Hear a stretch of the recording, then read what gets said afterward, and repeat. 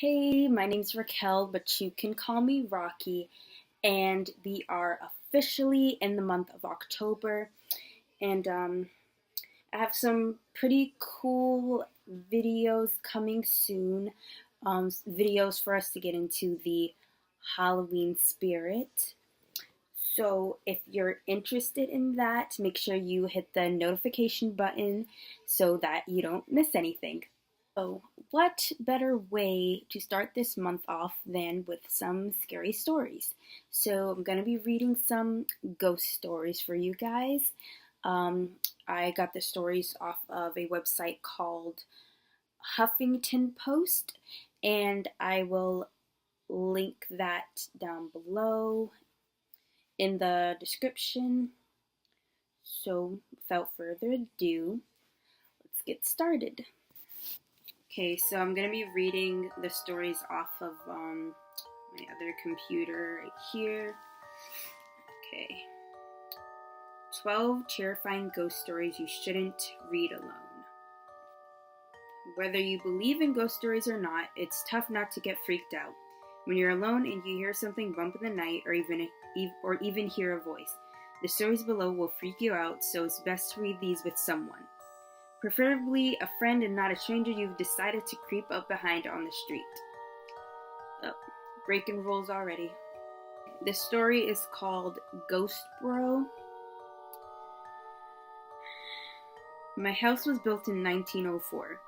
It is a single-family home, wood frame setting on a concrete block foundation. I've been living here for about 12 years. Of all the weird things that my siblings and me have seen or heard in this house, this one event is my favorite. This happened to my brother. About 10 years ago, my brother and his best friend had started a garage band playing mostly Spanish rock. Alternative music, but in Spanish. His friends could only get together on Sunday afternoons. They would practice into the early evening, and they would usually call it quits by 8 p.m. This was the time I usually showed up and went to bed, because I worked the graveyard shift. Ooh, I would not work in no graveyard. This happened in late fall, so the days were getting shorter. They had just finished a long session when the decision to head to someone else's house came about.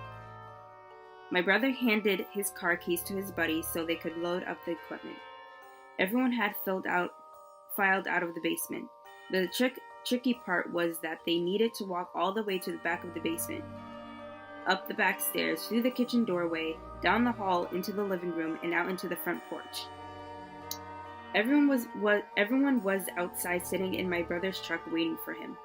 My brother was walking up the back stairs when he remembered that he had left his pancakes in a to-go container sitting on a speaker in the basement. He made the decision to go back. Now the basement is not clean, with full sight lines. There had been partitions made, and the boiler and main heating unit are right smack in the middle. Okay. So after my brother walked back, he is about to retrieve his food container. When out of the corner of his eye, he sees it.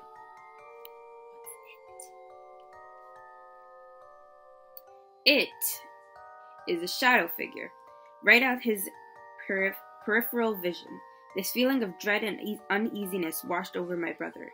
We had been taught that if you are in the presence of a spirit or ghost and you feel a bad vibe, to say quick prayers or to cuss at it. I heard of the quick prayers, but I never heard of cussing at it, but okay. My brother chose the latter. He basically just told it, hey, fuck you. I don't have time for this shit. Okay.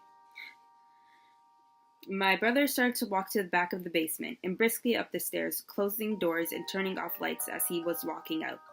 The last light switches on the opposite side of the front door. Luckily, the door was open and the light from the street lamp was flooding the living room with its amber light. My brother said he felt something at his back, but at no point did he turn around.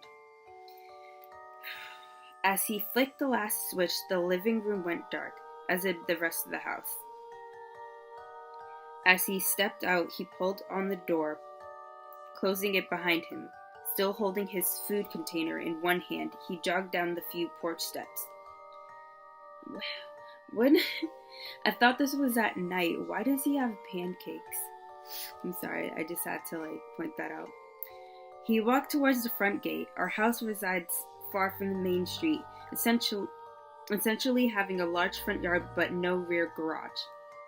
As he closed the gap between himself and his friend-landed truck, he kind of smiled and thought things over in his head, mad at himself for spooking out when there was no reason. Yeah, I would have spooked out too.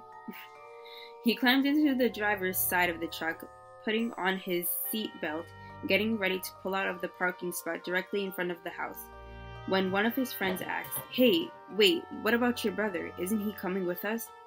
My brother answered, "What do you mean? He went to work early tonight. He is already gone. Do you see his car anywhere?" The next question they asked, "So then, who was walking behind you when you were leaving the house?" Ooh. Okay, this one's short, so I'm going to read another one. This one is titled The Rocking Horse.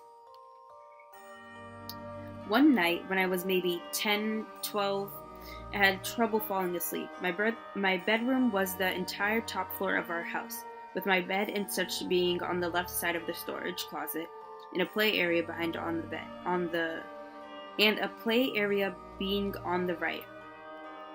I was lying in bed when I heard a noise from the other side of the room, and see a rocking horse begin to rock.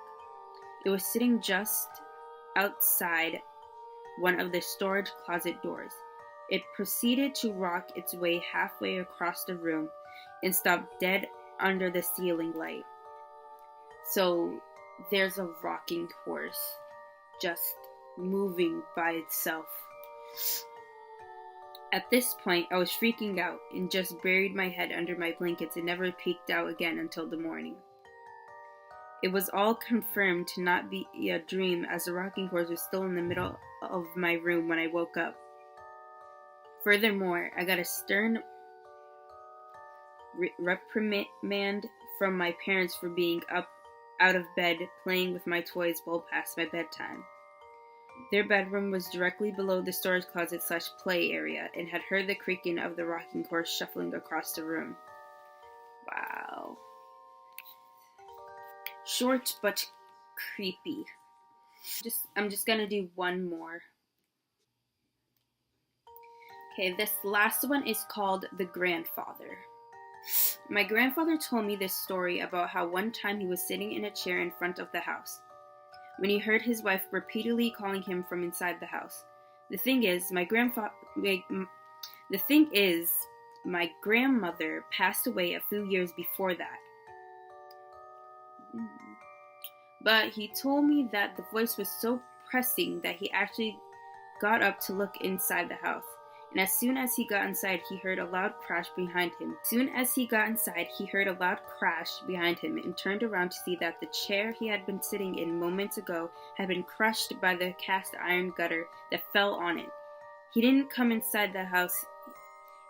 If he hadn't come inside the house, he would have probably been seriously injured. I don't know if it's paranormal or not, but every time I think about it, it sends chills down my spine. Okay, so that is it for this video. I hope you guys liked it. I have more creepy type videos coming soon, so make sure you hit the notification button below to check that out. But I hope you liked the video. If you did, make sure you give it a thumbs up. Leave a comment down below and make sure you subscribe. Bye!